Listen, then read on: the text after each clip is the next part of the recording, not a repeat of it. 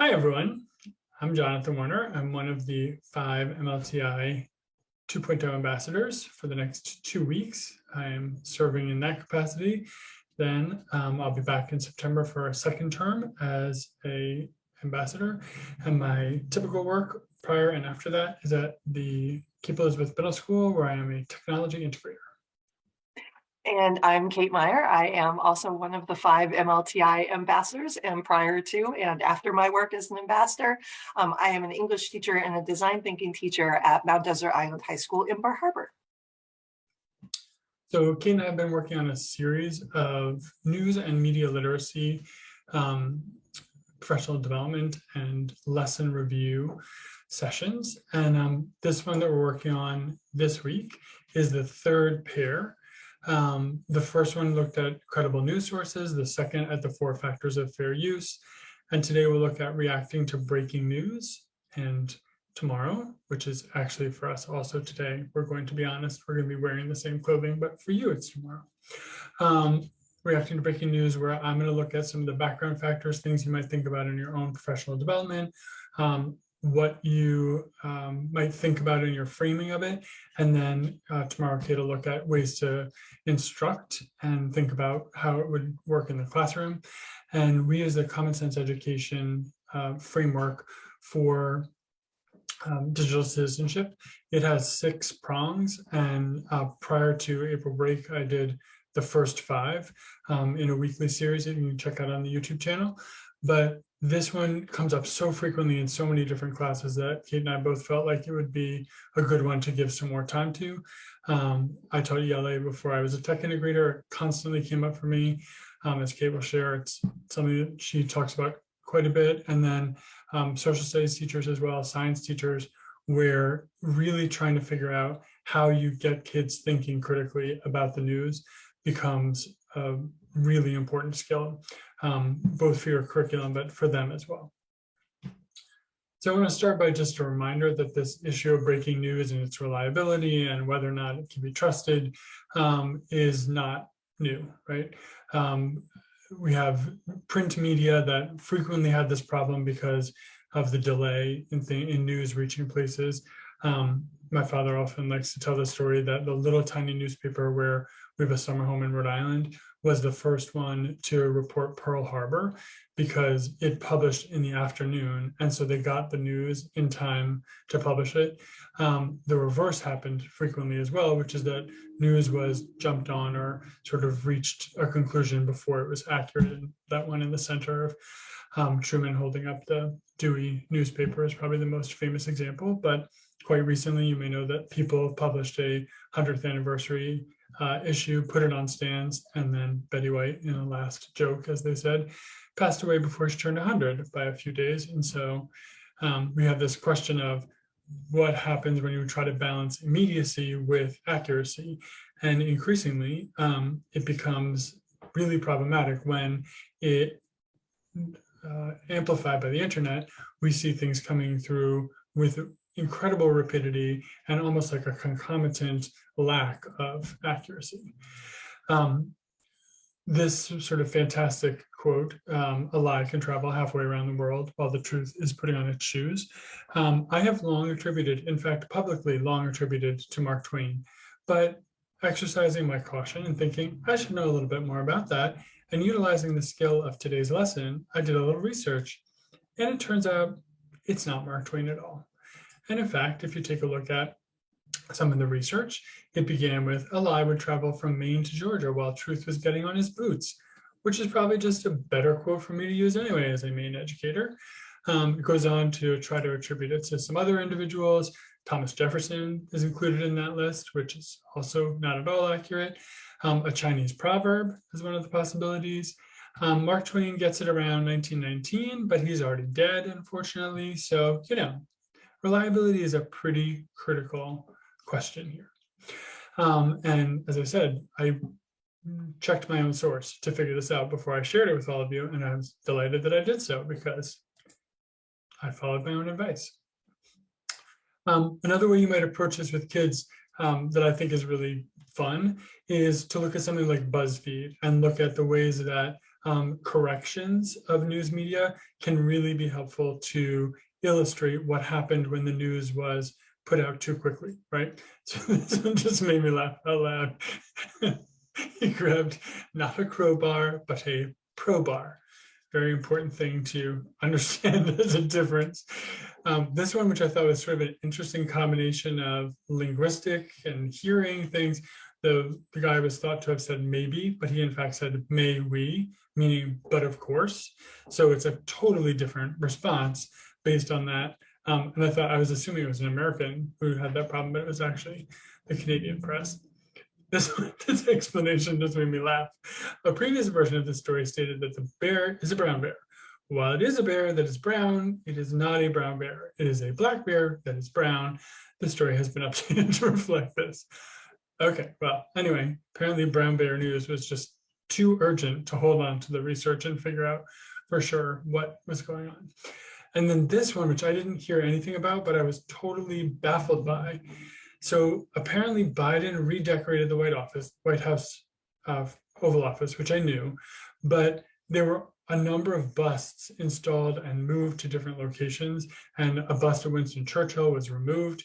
And in this particular article, apparently the Cesar Chavez bust that's on the far right for you was thought to be Eleanor Roosevelt, which is in fact a bust across the room in a bookcase.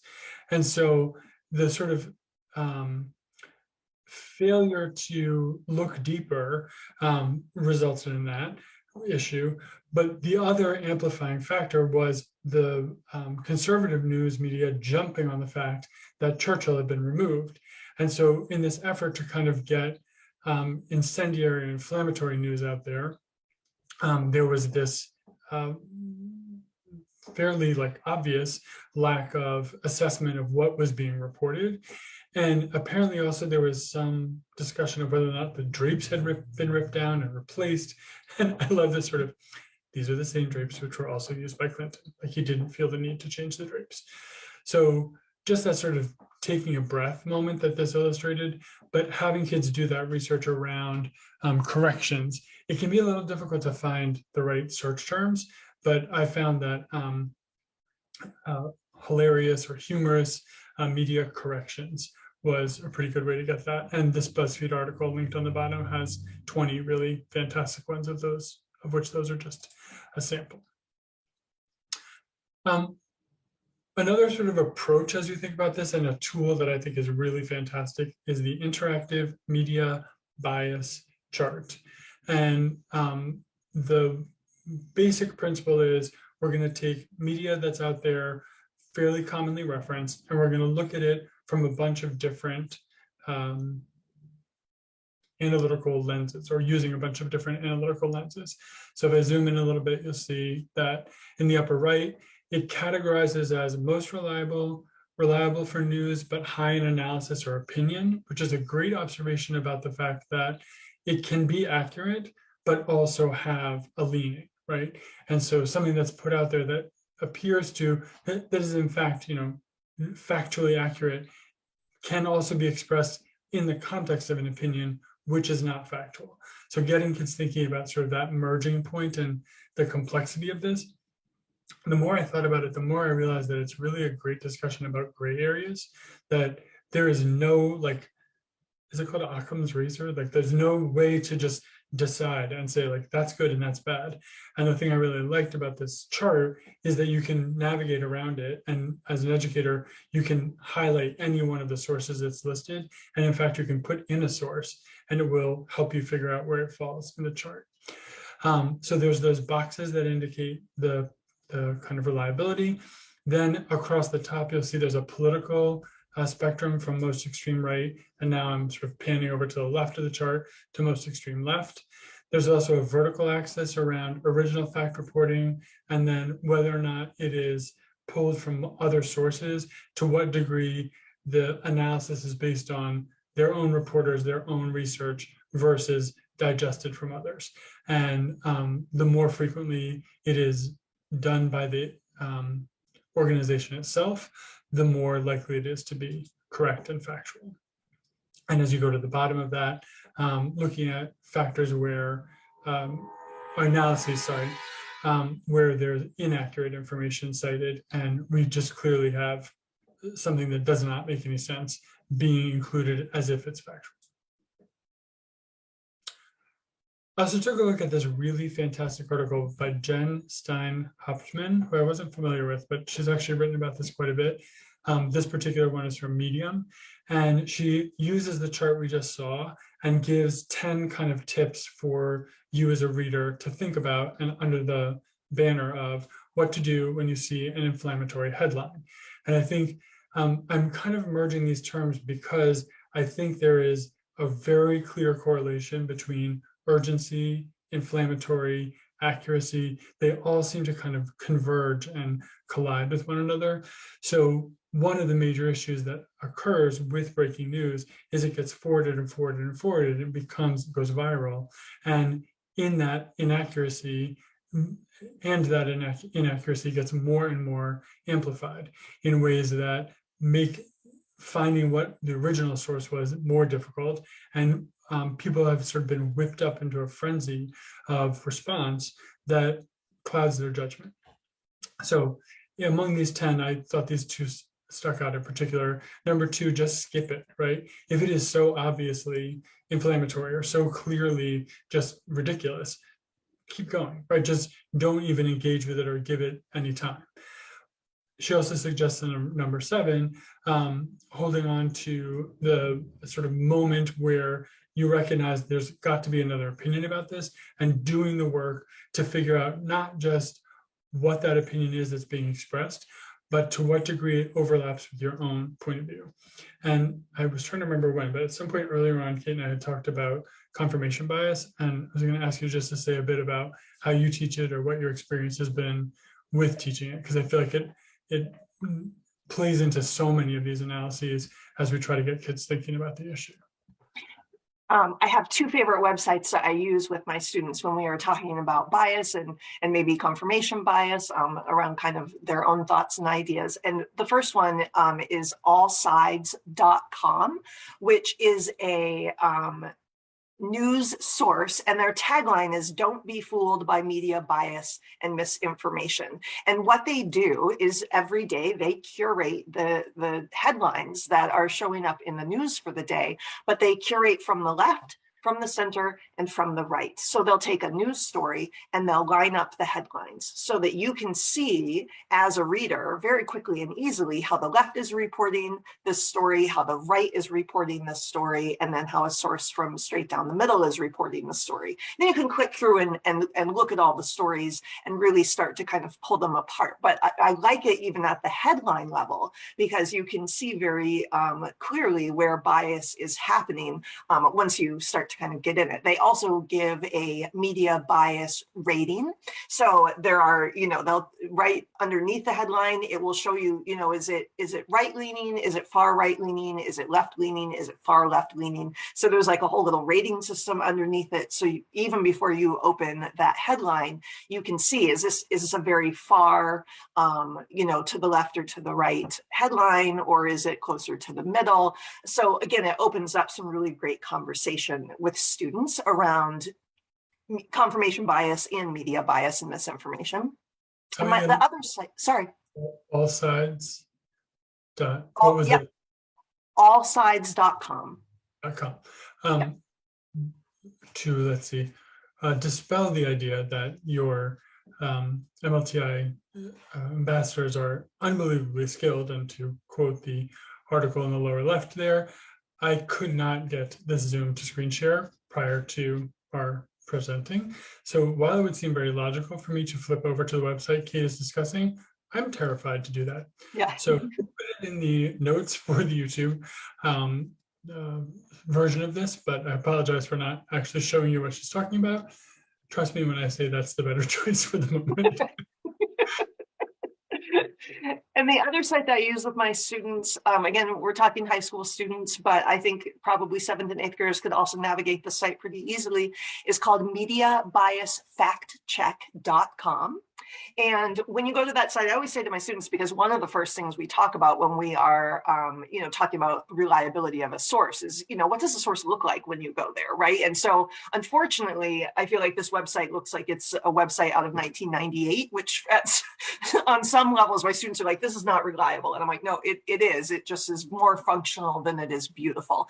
But you can enter, so you can type in a URL of a news source that you're reading, or just the news source name, and then it will show you an analysis of that particular site or news source. So it will tell you, again, is it right leaning, is it left leaning, is it center? And then it also will show you the analysis. So it'll tell you why. Like, here's why we say that this is a left leaning source, or here's why we say this is a right leaning source. And they give that analysis. And I use that with my students when they do annotated bibliographies, because that's a great place for them to start reading some of that analysis. And so in an annotated bibliography, if you are telling me how you know that source is reliable or what bias that source might hold, students can then go to a place that will help them with that language as they are discovering the skill of figuring out bias and misinformation. Awesome. As I said, we'll make sure that those are in the notes for today. I also would like to just apologize in advance if it happens. As Kate has experienced, they're digging up the street outside my house, and a truck just went by that was so loud, it asked me if I intended to have my microphone muted. So should we all be scared half to death by seeming explosions out my window, I'd like to apologize in advance. Okay, so another consideration I think to take a look at and to really talk with kids about is the subject matter itself something that is likely to inflame or create the feeling of the need for urgent news or breaking news. So this headline, of course, leave it to the BBC to crack a dad joke. Coronavirus, here's how you can stop bad information from going viral. Snort, snort. But what it struck me was, no matter who is reporting on the virus, we know there's going to be incredibly strong, politicized, left-leaning, right-leaning feelings being expressed. And it's unfortunate, right? We would wish that there would be a sort of more middle road, medically driven conversation happening. And certainly it is, but it is not the majority, right? It's very likely that something a student is reading is going to lean one way or the other. So the site you described sounds fantastic, and having those headlines set up and really just giving them an immediate look. I can imagine so I teach middle school, the patience of a middle schooler could be tried by having to dig deeper in, but in that immediate moment, they could really be engaged by seeing seemingly the same thing reported from those different perspectives. And so I can imagine a coronavirus headline having a pretty startling effect in that sort of technique. This particular article offers 6 things to think about, and I think there are a ton of different checklists and kind of mnemonics you can use to remind kids about how to do that. But some version of this that works for you around stop and think. Is it something that you really want to share out in the world, and sort of can you engage can you pause and engage your assessment of the source, then checking the source itself, asking yourself the question, could the news that source is reporting be fake? If you're not sure, do not share it. And I think that's when you could put in huge letters in your classroom, right? If you're not sure it's true, don't share until you've done some of these other steps. It also suggests something I've never seen written or described this way, which is break down the pieces. So instead of looking at it as a whole, like this is true or not, pulling it apart. And I've seen this with Snopes as an example, where Snopes will kind of undo like web myths and things that are thought to be truths that are going viral about, like the man with 7 legs or whatever.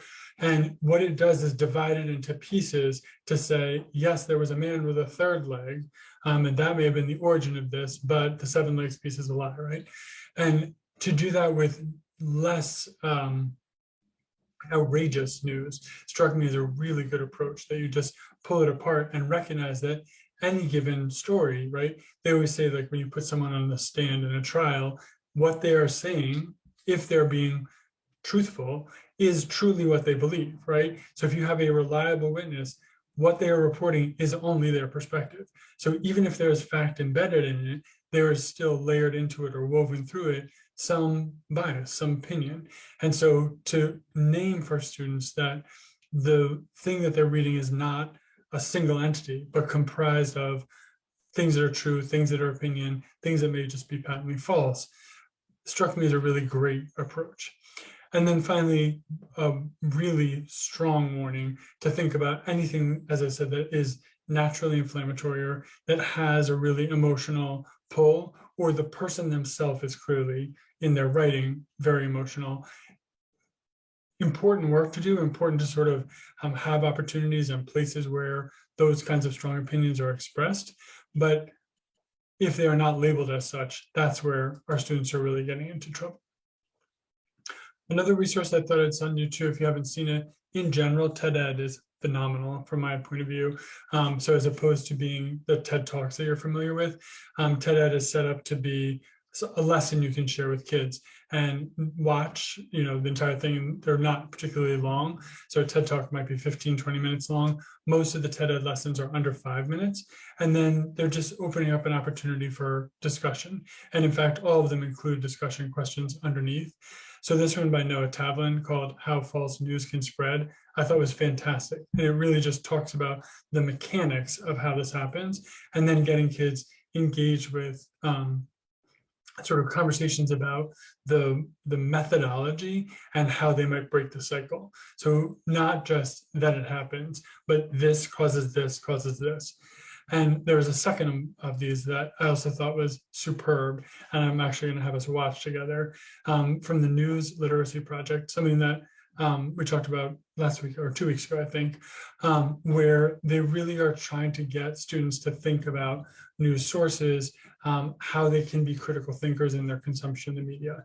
And this particular one looks at the way that a piece of seemingly accurate information goes from wherever it's reported at first to a viral reporting that is so distant from the truth that when you look at it in reverse, it seems absurd. But in the original moment, this young woman seeing what she sees doesn't seem outrageous at all. So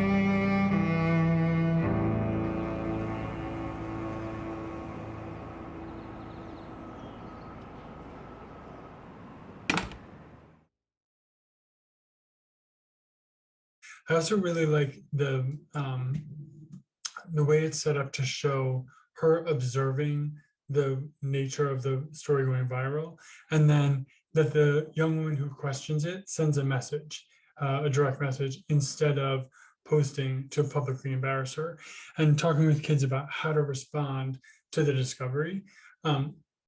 Hilariously, or sadly, I guess, my father worked for the New York Times for more than 40 years. And he is notorious for sending things via email that are really questionable. So though I have introduced him to Snopes.com, and though I have really tried very hard to get him to do this, every so often we still get a somewhat questionable resource. And from the newsman, that's sometimes a little frustrating. But I have never, though it is very tempting, called him out in the email to 5,000 people to say, Dad, stop it. And instead, I privately message him and say, Dad, hey, let's check out our sources before we start sharing it with the world. So in that, also just having the conversation with kids about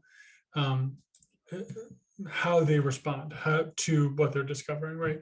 Because there's a way to be really hurtful and really sort of mean-spirited, I think, about how they address the discovery.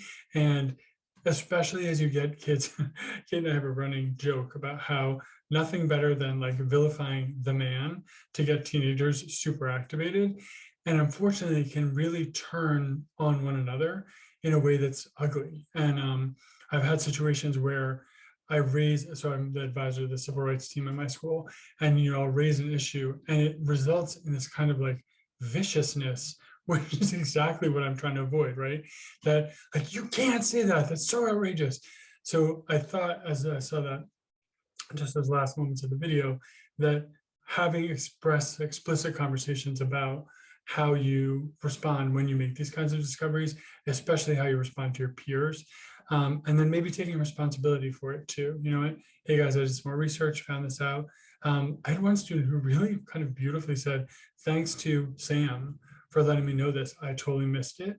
And I thought that was just such a lovely kind of human response to this, because the thing that can also, I think, happen is we start to vilify the people who are spreading the false news in a way that ignores the fact that they are being powerfully tempted to do so, right? One of the aspects that really struck me in the testimony about Facebook was the algorithms analysis for each time there was an incendiary negative headline, it counted as, let's say, 1 point in your algorithm. And for each good news, positive thing, it counted as a 1/4 point. So you are so much more likely to find more bad news once you've clicked on bad news, because it has 4 times the weight in the algorithm. And that has nothing to do with the consumer, right? That is an effort to get you and sort of capitalize on your desire to sort of, what do we call it? Like the bystander sensibility of watching the auto wreck, right? That's a totally human response. And I think we defeat the whole purpose of this if we're going to eviscerate the people who are just falling prey to something that is so carefully set up to make them, to mislead them.